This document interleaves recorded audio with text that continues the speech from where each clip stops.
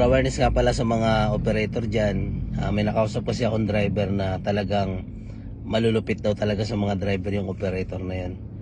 Sana wag kayo maging malupit sa inyong mga driver. Ito kasi yung nangyari nun. Sa sobrang inis at galit niya dun sa operator niya, kapag ka nadidelay siya ng bigay ng boundary, kumbaga binubungangaan siya at nakakarinig siya ng mga masasakit na salita. Ang nangyari, sa haba ng panahon na paulit-ulit na lang na ganun ang nangyayari at nakikiusap naman siya, kumbaga wala naman siya naging utang, kumbaga nadidelay lang. Sa sobrang inis niya, yung gulong pinarts out niya, add swap. Kumbaga medyo bago pa yung gulong niya, pinalit niya sa luma.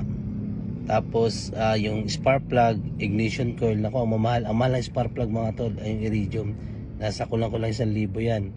Ang ignition coil, ang isa niya nasa kulang-kulang 4,000 o higit pa. Isa lang yun yun na. Sa sobrang galit niya pa rin dahil hindi na nagbabago ng ugali, nilagyan niya ng grinding compound bago iwanan yung unit.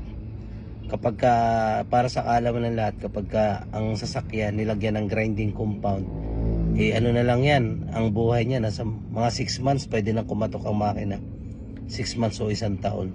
So kaya sana maging mabuti sana kayo sa inyong mga driver.